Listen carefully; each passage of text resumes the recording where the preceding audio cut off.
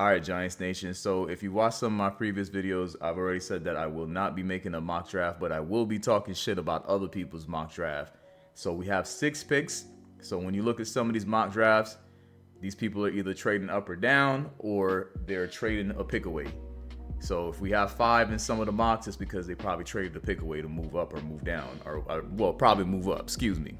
So in the first mock draft, I love that we're getting Rome, but I'm not sure I'm happy about Michael. I understand that Michael's a good quarterback, but every time I watch Michael play at Washington, I said to myself, he would be a great quarterback for the Giants, but can we also bring the offensive line from Washington? Because they were like one of the top ranked offensive lines in the nation, basically. So if you can't protect them and you draft them on the Giants and the Giants continue to have offensive line issues, I don't know if he's going to stay healthy. Like a lot of people keep forgetting that Michael has like a long injury history. People will say, "Oh, he hasn't been injured in 2 years," but he has like 2 ACL tears, and we're already talking shit about Daniel Jones and how his ACL is torn and that he's done because his ACL is torn. So that's something to consider. Also, the biggest thing with Michael is his blindside tackle is not going to be Andrew Thomas. He's left-handed, so that means Neal is going to be his blindside tackle. I don't like Neal. I'm not a Neal hater. I just thought that Neal was one of those guys that should have got more slander. Like a lot of people slander Daniel Jones, but Neal and Joshua Zudo are the 2 worst players on the team.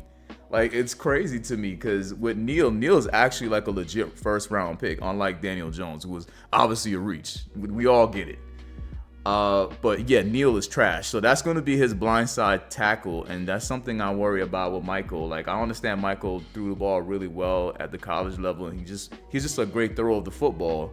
But I watched a few videos on Michael and just like QB rankings and breakdowns, and these guys watch more film than the average Giants fan, and they're saying the thing with Michael Penix, which I caught on to, is he played behind a really good offensive line. So if the entire offensive line from Washington isn't coming with him, you better hope that the Giants' offensive line starts to play better because he got a lot of protection. A lot of the scouts that watched the film on him were saying they were worried about his pocket awareness because he's so used to not being touched. Like if you think about it, he's protected well at Washington. So now you come to the NFL, and the Giants have been bad with the offensive line for years. And if you're wondering where I got the pocket awareness breakdown from, here's the video. This ties into my other issue with him, and that's just a complete lack of pocket presence and ability to feel the rush.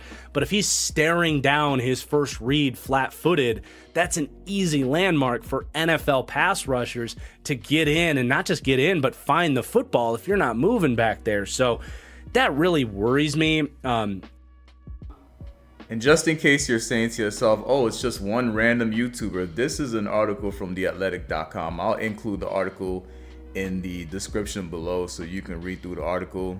You can even, search Michael Penix pocket awareness. There's definitely questions there. So, I know we think every quarterback that's in this draft is 100% better than Daniel Jones. So, nobody's really going to see any kind of red flags with Michael Penix because, well, he throws the football well. So I get it though. But yeah, there are things that we need to watch out for when it comes to a potential quarterback that we could draft. But overall, this mock draft is okay. It's not as bad as I initially thought. I don't know if we're going to get Michael Penix in the second round. A lot of people are projecting him to be a second round pick, but he could be gone before then. Hopefully to a team that can protect them, because I don't think it's the Giants, in my opinion. Also, Max and Jalen will need to be swapped because I don't think Jalen's going to be there in the 4th round. I really feel like he could be a 2nd round pick or a 3rd round pick, but definitely not a 4th round pick. I would swap Max with Jalen, and maybe you do that and Max is not available, but I'm not really seeing Max as a 3rd round pick in most websites and videos. Everybody's projecting him to be like a 4th round pick. Plus, I feel like if it was a decision between a running back and a cornerback, I would want to take the running back because I know we have Devin Singletary, but that can't be it, man. And Eric Gray and any other back that we have on the roster, no. Yeah, we got to take Jalen Wright in round 3. Now, this next mock draft has almost the same players. Well, at the top two, you get Rome, you get Michael again, which we already went through this whole Michael thing. Injury risk and pocket awareness. There's question marks with Michael Penix. I know Giants fans are in love with Michael Penix because we just think that we're just going to have a top 5 offensive line because the quarterback is the main reason why the offensive line is bad, I guess. However, yeah, I mean the only good players on this one is the third round pick is projected to go higher than the third round, so that's a steal, I guess. But everybody else is an overdraft, except for Isaac, who is like the 11th best running back. So this mock draft is not as good as the previous one. This is worse than the other one, but the other one wasn't bad though. It was all right. Again, I don't know about Michael, guys. If you're not gonna protect him, then Michael's not gonna be a good pick. He's gonna end up being the next RG3. Again, which is why RG3 loves him, because really great thrower, but injury prone. He's already had his shoulder injured twice, if I'm not mistaken, and right knee torn twice. So just reminds me of RG3. I really like RG3 too. I was a big RG3 fan. Outside of the fact that he was a Washington player, but I liked him as a quarterback, but I didn't like his durability. It's going to be the same thing with Michael, I think. Okay, so this next mock is probably one of the worst ones that I have seen in the recent weeks. And I'm going to tell you why it's one of the worst ones. Like, if this was a grade from an A to F, I'm going to give it an F. First of all, y'all already know how I feel about JJ McCarthy. Now, my issue with JJ McCarthy is I don't want to trade up for him. I don't care if Denver drafts him. I think the guy that did the mock was like, well, Denver could draft him. I say, shit, I don't give a fuck. Let Denver draft him. JJ McCarthy, if he comes to the Giants and you don't pair him with Xavier, in my opinion, because I'm looking and he paired him with Dez. So he went through and he drafted Max Milton, which in my opinion, based on all the data I'm seeing on Max Milton, if you are drafting him in the second round, you might be reaching, especially in a situation where you need a wide receiver 1. So if you're taking JJ McCarthy in your mock draft and you're not taking Xavier, I'm giving you an F.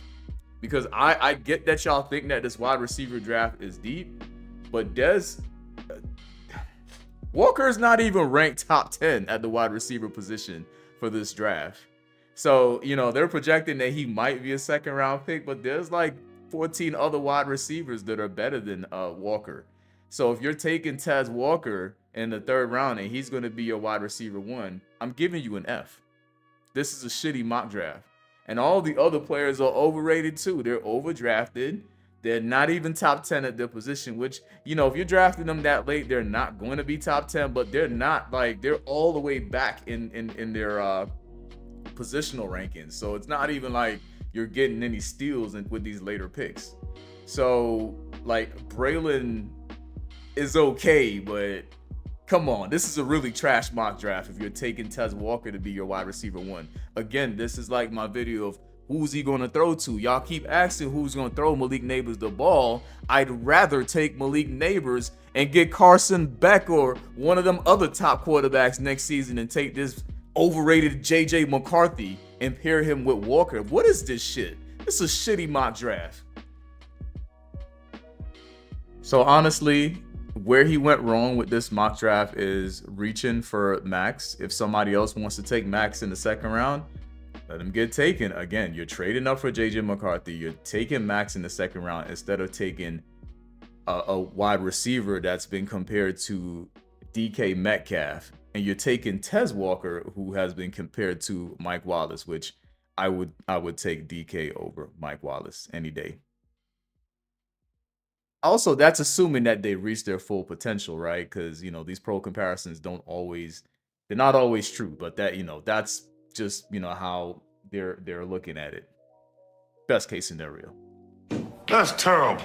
So this mock draft I like significantly better than any JJ McCarthy mock draft. Even if you were to mock JJ McCarthy and take Xavier, which is much better than anything else that I've been seeing with JJ McCarthy, I just don't like JJ McCarthy for us. I'm not saying that he's going to be a bad quarterback. I feel like he'll be a great fit for Minnesota where they actually have weapons to throw to him, so they don't have to worry about drafting wide receivers. They've got really good ones already. So he'll do well there, and I don't think he's going to start automatically there either. They're probably going to go with Sam Darnold initially. So yeah, I would much rather have Drake May over JJ McCarthy. And if people think JJ McCarthy's better, then great. He should be drafted before Drake May so we can get Drake May. That's how I see it. So this mock draft is actually pretty good. He got great value for all the players that he picked. They're all projected to go where he picked them or earlier. And obviously he's focusing on offensive line because Matt, if I'm not mistaken, is a left and right tackle. So that's good. He can play either tackle. So we got more depth for the offensive line, and obviously the guy above him is also an offensive lineman too. So this is a much better draft than any JJ McCarthy draft.